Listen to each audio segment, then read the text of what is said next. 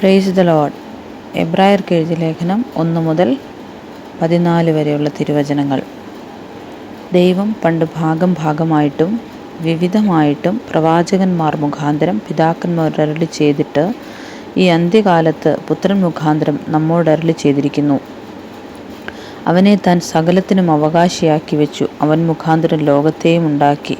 അവൻ അവൻ്റെ തേജസ്സിൻ്റെ പ്രഭയും തത്വത്തിൻ്റെ മുദ്രയും സകലത്തെയും തൻ്റെ ശക്തിയുള്ള വചനത്താൽ വഹിക്കുന്നവനും ആകൊണ്ട് പാപങ്ങൾക്ക് പരിഹാരമുണ്ടാക്കിയ ശേഷം ഉയരത്തിൽ മഹിമയുടെ വലത്തുഭാഗത്തിരിക്കുകയും അവൻ ദേവദൂതന്മാരെക്കാൾ വിശിഷ്ടമായ നാമത്തിന് അവകാശിയായതിന് ഒത്തവണ്ണം അവരെക്കാൾ ശ്രേഷ്ഠനായി തീരുകയും ചെയ്തു.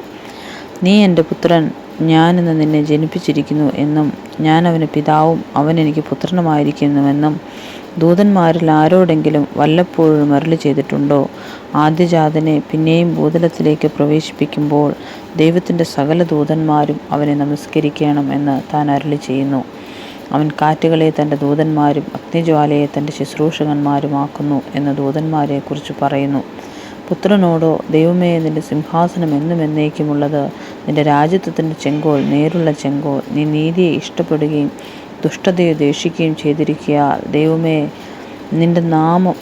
നിന്റെ ദൈവം നിന്റെ കൂട്ടുകാരിൽ പരമായി നിന്നെ ആനന്ദ തൈലം കൊണ്ട് അഭിഷേകം ചെയ്തിരിക്കുന്നു എന്നും, കർത്താവേ, നീ പൂർവ്വകാലത്ത് ഭൂമിക്ക് അടിസ്ഥാനമിട്ടു. ആകാശവും നിന്റെ കൈകളുടെ പ്രവൃത്തിയാകുന്നു. അവ നശിക്കും, നീയോ നിലനിൽക്കും. അവയെല്ലാം വസ്ത്രം പോലെ പഴകിപ്പോകും. ഉടുപ്പ് പോലെ നീ അവരെ ചുരുട്ടും. വസ്ത്രം പോലെ മാറിപ്പോകും. നീയോ അനന്യൻ, നിന്റെ സംവത്സരങ്ങൾ അവസാനിക്കുകയുമില്ല എന്നും പറയുന്നു. ഞാൻ നിന്റെ ശത്രുക്കളെ നിനക്ക് പാദപീഠമാക്കുവോളം നീ എൻ്റെ വലത്തുഭാഗത്തിരിക്കുക എന്ന് ദൂതന്മാരിൽ ആരോടെങ്കിലും വല്ലപ്പോഴും അരുളി ചെയ്തിട്ടുണ്ടോ? അവരൊക്കെയും രക്ഷ പ്രാപിപ്പാനുള്ളവരുടെ ശുശ്രൂഷയ്ക്ക് അയക്കപ്പെടുന്ന സേവകാത്മാക്കളല്ലയോ? ആമേൻ.